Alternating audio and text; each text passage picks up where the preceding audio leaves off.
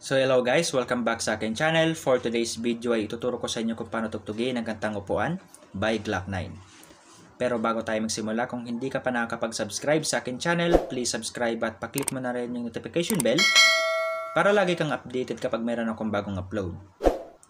Simulan na natin. So bago tayo magsimula ay kailangan natin ng kapo. Ilalagay natin siya sa 4th fret.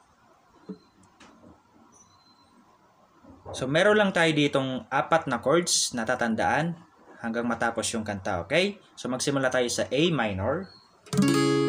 Next ay G. Next ay F. Or, kung hindi kaya, yung ganito na lang, yung alternative natin.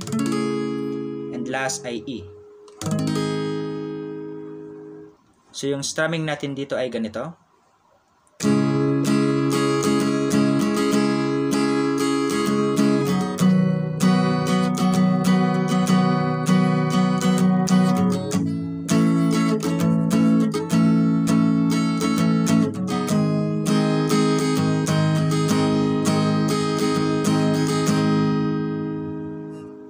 So, yung pattern na ginamit ko doon ay ganito. Down, down, up, down, down, down, up, down, down, up, down, down, down, up, down. Ulitin natin.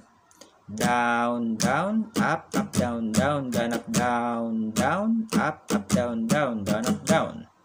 So, ngayon, play na natin yung upuan. 1, 2, 3, go. Kayo po na nakaupo, subukan mo naman tumayo,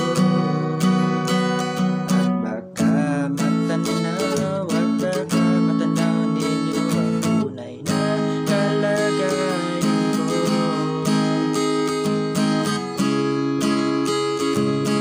Malaking bayag, malawak na bakuran, taas na pader.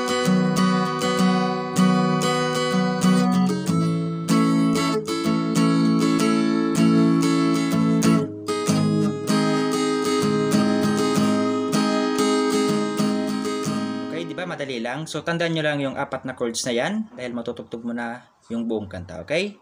So ganun lang tugtugin ang kantang Upuan. Kaya kung nagustuhan mo, please like and share this video. Maraming salamat po sa panonood and enjoy!